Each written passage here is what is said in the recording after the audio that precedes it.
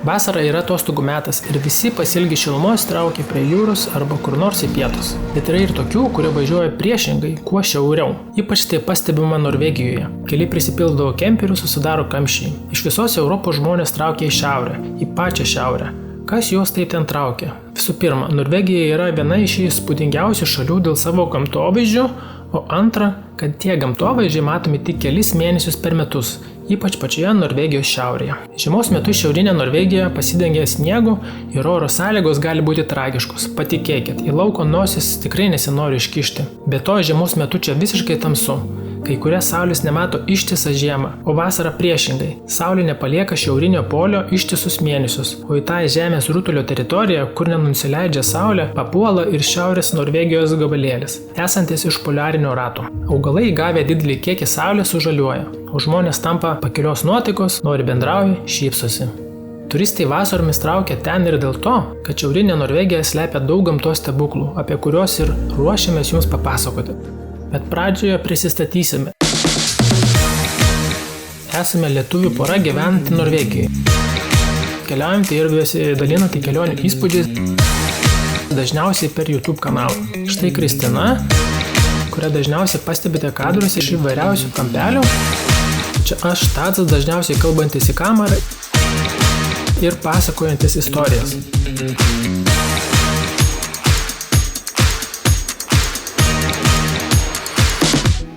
Mes taip pat dažnai užsukame vasaromis į šiaurinę Norvegiją, nes ją labai pamėgome. Visų pirma, kas ta Norvegijos šiaurė? Mums lietuviams šiaurė atrodo viskas, kas yra šiauriau nei mūsų lietuvėlė. Bet norvegus vidurinėje Norvegijoje pavadinus šiauriečiais galima ir įžeisti. Jiems šiaurė prasideda kažkur vidurinėje šalies dalyje, taigi apima beveik pusę Norvegijos. Ir ši teritorija pasižymė labai didelę įvairovę, bei daug kuom skiriasi nuo pietinės Norvegijos. Daugumoje pasaulio vietų, esančių toje pačioje šiaurės platumoje, gyvenimas yra neįmanomas dėl labai šaltų ir tamsių žiemų. Bet šiaurės Norvegijoje žmonės gyvena, nes klimatą čia nulėmė šilta golfo srovė atkeliaujanti net iš pat Karibų jūros. Būtent dėl jos Norvegijos šiaurėje klimatas yra švelnus ir pakrantėse galima gyventi ištisus metus. Kaip pavyzdžiui, žiemos metu Sibiro mieste Irkutske yra -50 laipsnių, tuo metu Tromso mieste temperatūra retai kada nusileidžia iki -10 laipsnių, o vasaros čia gali būti šiltos, net pakyla virš +20 laipsnių. Taigi šią vasarą taip pat susiruošėme į Šiaurės Norvegiją, pačią šiaurinę. Tiesiu taikiniu beveik be sustojimo važiavome iki šiauriausio Europos taško Nurkapo. Sakau Europos, nes Norvegijos šiauriausias taškas yra Svalbardo salose, esančiose dar toli į šiaurę. Deja, Svalbardo salos nelaikomos Europa. Tiesa, nors ir dauguma turistų traukia į Nurkap, visgi jis nėra šiauriausias Europos taškas, nes visai šalia yra kitas nedidelis kyšulys, kuris kyšo 1,5 kilometro šiauriau. Nurkapas buvo ilgą laiką laikomas šiauriausiu tašku vien dėl to, kad jis yra ant uolos ir gerai matomas nuo jūros. Būtent jūreiviai pirmą kartą pažymėjo šią uolą žemėlapiuose ir žmonės iš pradžių pamažu, o po to masiškai pradėjo plūsti į šią vietą. Atvykus čia visada pajusite vandenyno vėjus ar lietų. Dauguma turistų čia atvykę neturi laukti dienomis, kol nueis visą uolą užklojęs rūkas. Mums pasisekė, pajutome tik tai stiprų vėją. Bet kai priekyje matai vien tik vandenyną ir žinai, kad ten jau šiaurės polius, užplūsta jausmas, kad stovi ant pasaulio krašto.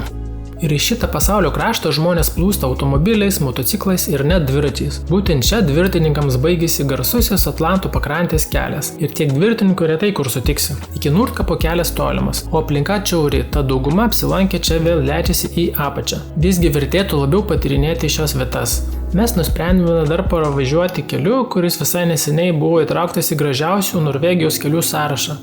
Tiesiog grįžinėjant nusukome iš pagrindinio kelio link Havaisund miestelio. Įdomus jausmas užplūdo važiuojančio keliu. Kelias lyg ir geras, bet toks jausmas, kad važiuoja pasaulio pakraštyje. Įdomios stačios uolos, pliki kalniukai, vienas kitas senas namas, sena bažnyčia ir kartais nuo karto atsirandančios modernios sustojimo aikštelės.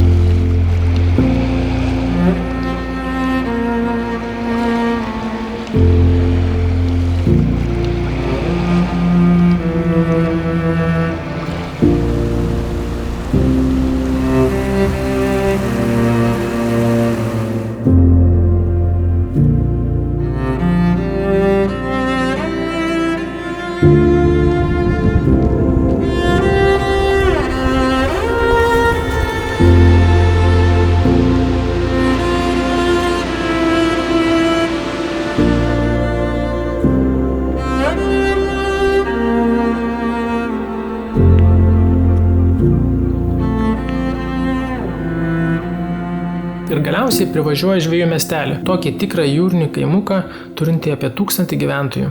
Ir labai stebina, kad jiems pastatytas didžiulis tiltas kažkur visiškoje pasaulio pakrašty. Taipogi nustebome neradę žuvies restoraną, nors visas gyvenimas čia susijęs su jūra. Visiems turbūt žuvis iki gyvo kaulo atsibodusi. Kažko labai įspūdingo miestelėje ir nenuveiksi, bet pusdieniui tikrai gera vieta pabūti, tol kol pasakiški gamtovaizdžiai aplink miestelį neatsibosta. Ieškant įdomių vietų, man už akių užkliuvo toks įdomus tiltas, einantis per vieną iš giliausių kanjonų Europoje. Ar Norvegijoje apskritai yra kanjonų, pamaniau. Tad nusprendėme šią vietą aplankyti. Ir tai buvo labiausiai nustebinusi vieta, nes apie kitas vietas lygiai žinojau, bet čia tai buvo toks grynas perliukas. Žygis iki to tilto neilgas ir nesudėtingas, tik važiuoti iki parkingo reikia duobėtų žvyrkelių, kas taip pat pridėjo šiokį tokį žavesio.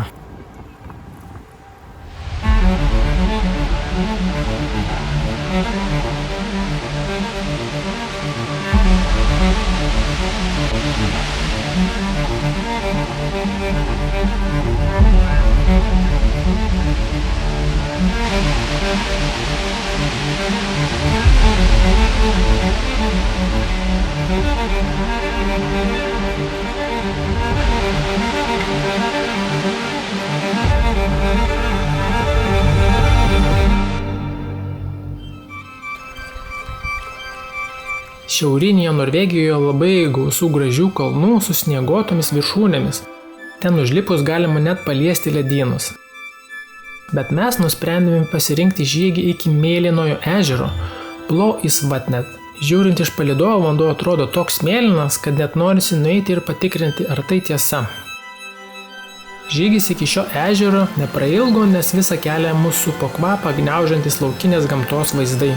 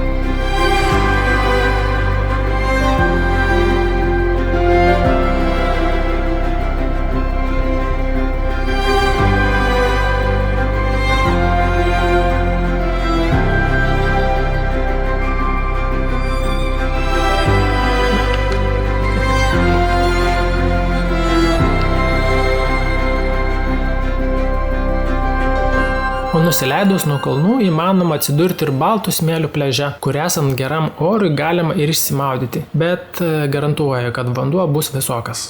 Protingiau būtų pasilipti kažkur aukščiau ir apžiūrėti visą pliažais nuklotą pakrantę. Lankomės Sommarøy, išvertus vasaros sala. Ir tai tikra tiesa. Žiemomis čia turbūt nesutiksi nei vieno žmogaus, bet vasaromis visos pakrantės nusėtos kemperių ir palapinių. Kas maudasi, kas žvejoja, o kas žygioja po neaukštus salyno kalnelius.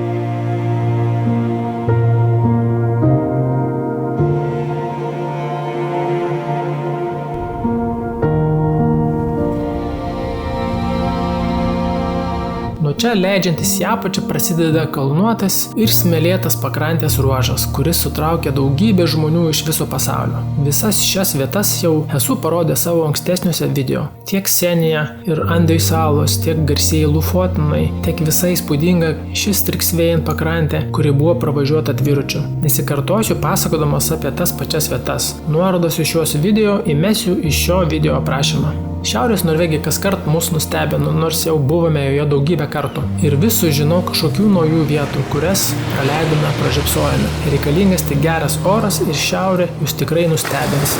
Keliaukite, nes paragavęs kelionių negali sustoti.